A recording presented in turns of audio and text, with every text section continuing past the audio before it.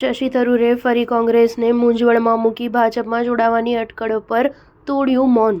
કોંગ્રેસ સાંસદ શશી થરૂરે ભવિષ્યના પ્લાનને લઈને ચાલુ અટકળો પર વિરામ લગાવી દીધો છે.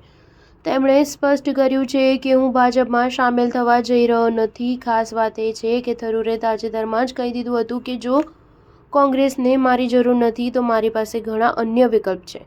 આ સાથે જ તેમની કોંગ્રેસ છોડવાની અટકળો પણ ઝડપી થઈ હતી, જેનું બાદમાં થરૂરે ખંડન કર્યું હતું. તેમણે ભાજપમાં સામેલ થવાનો ઇનકાર કર્યો છે અને તેનું કારણ વિચારધારામાં અંતર હોવાનું ગણાવ્યું છે. તેમણે કહ્યું, નહીં, દરેક પાર્ટીની પોતાની માન્યતાઓ અને ઇતિહાસ છે. જો તમે તેની માન્યતાઓને માની શકતા નથી તો કોઈ અન્ય પાર્ટીમાં જવું ખોટું છે.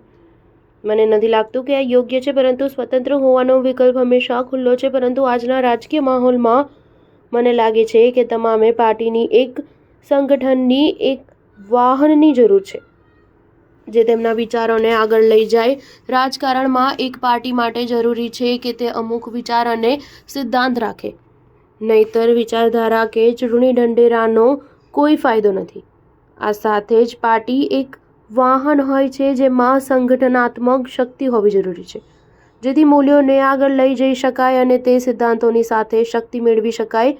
રાષ્ટ્રીય સ્તરે ભાજપે આને આગળ વધારવાની શક્તિ બતાવી છે, જે આપણે ઘણા રાજ્યોમાં બેવડાવી શકીએ છીએ. કેરળમાં CPIMએ છેલ્લી 2 ચૂંટણીમાં પોતાની શક્તિ બતાવી છે અને મને આની પર વાત કરવામાં કંઈ ખોટું લાગતું નથી.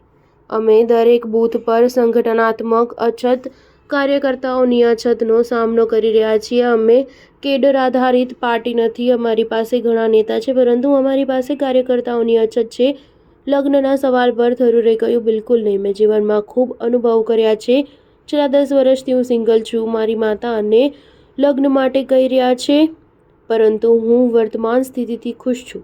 જાન્યુઆરી 2014 થરૂરની પત્ની સુનંદા પુષ્કરનું નિધન થઈ ગયું હતું. સ્ટાર ન્યૂઝ 7 હંમેશા સચ્ચાઈની સાથે.